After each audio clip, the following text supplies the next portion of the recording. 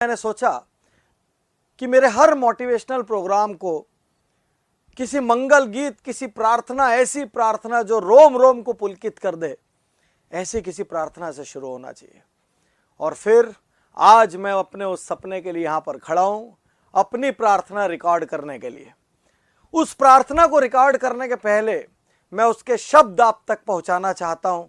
वो शब्द अपने आप में शास्त्र है।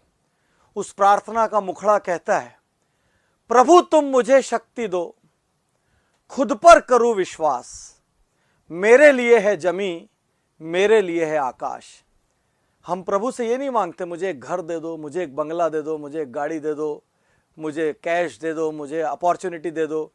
हम प्रभु से ये मांगते हैं खुद पे विश्वास करने की शक्ति दे दो।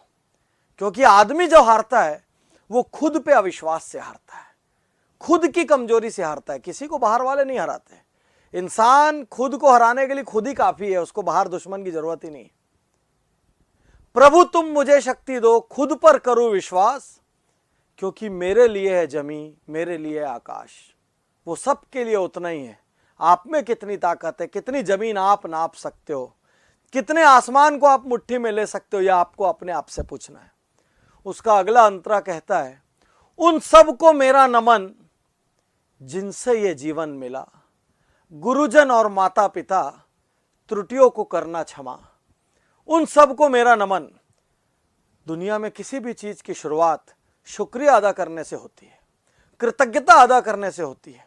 जीवन तब आगे बढ़ता है जब हर वो व्यक्ति जिसने आपकी मदद की है उसको आप कृतज्ञता अदा करें, उसका धन्यवाद करें, उसका शुक्रिया अदा करें।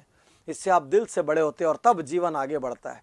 गुरुजन और माता पिता, माता पिता के पहले गुरु को नमन करिए। माता पिता ने तो सिर्फ जन्म दिया है, हो सकता है वो भी आपके गुरु हो तो उनको भी नमन करिए। लेकिन बाहर भी जिन्होंने जीवन के किसी भी मोड़ पे आपको बड़ा करने में, आपको बेहतर बनाने में योगदान दिया हो, उन सब को नमन कीजिए। गुरुजन और माता पिता त्रुटियों को करना क्षमा। माफी से, कृतज्ञता से, शुक्रिया से शुरुआत करिए। तो प्रार्थना कहां से शुरू हुई थी? प्रभु तुम मुझे शक्ति दो, खुद पर करूं विश्वास, मेरे लिए है जमी, मेरे लिए है आकाश। उन सब को मेरा नमन जिनसे ये जीवन मिला, गुरुजन और माता पिता त्रुटियों को करना क्षमा। इसके बाद प्रार्थना अपनी लय पकड़ेगी। जो कुछ भी मैं ठान लूं, पूरा मैं उसको करूं, चाहे हो बाधा कोई, ना मैं रुकू ना डरूं। जो कुछ भी मैं ठान लूं, दूसरे मेरे बारे में क्या सोचते हैं उससे मेरे को कोई फर्क नहीं पड़ता। दूसरे क्या चाहते हैं कि मैं क्या करूं उससे मुझे कोई फर्क नहीं पड़ता। लेकिन जो कुछ भी मैं ठान लूं, जो वादा मैं अपने आप से कर दूं। इंसान की समस्या ये है, वो दूसरे से किया हुआ वादा तो निभा देता है, खुद से किया हुआ वादा वो हर दिन तोड़ता है। तो जो कुछ भी मैं ठान लूं, पूरा मैं उसको करूं। और चाहे वो बाधा कोई भी बाधा हो, कोई भी हर्डल हो, कोई ऑब्स्टेकल हो, ना मैं रुकू ना मैं डरूं। अटक जाऊं कोई प्रॉब्लम नहीं, फिर आगे बढ़ूं। आप नहीं गिर रहे हैं, इसमें आपकी ताकत नहीं है। आप गिर के खड़े हो जा रहे हैं, इसमें आपकी ताकत है। हवाई जहाज एयरपोर्ट पे खड़ा होगा तो सबसे सेफ होगा, लेकिन क्या उसमें उसकी इज्जत है? उसकी इज्जत तब है जब वो आकाश का सीना चीरता है। पानी का जहाज किनारे खड़ा होगा तो बहुत सेफ है, कोई प्रॉब्लम नहीं होगी, कोई दुर्घटना नहीं आएगी। लेकिन क्या वो उसकी इज्जत है? कबाड़ में बदल जाएगा। तो उसकी इज्जत तब है जब वो लहरों का सीना चीरे। तो साथियों, हमारी इज्जत तब है जब बाधाएं आए, हम टूटे, हम बिखरे, सब कुछ हो, लेकिन फिर सब जमा करें, खड़े हों और बढ़ निकलें। जो कुछ भी मैं ठान लूं, पूरा मैं उसको करूं, चाहे हो बाधा कोई, ना मैं रुकू ना डरूं।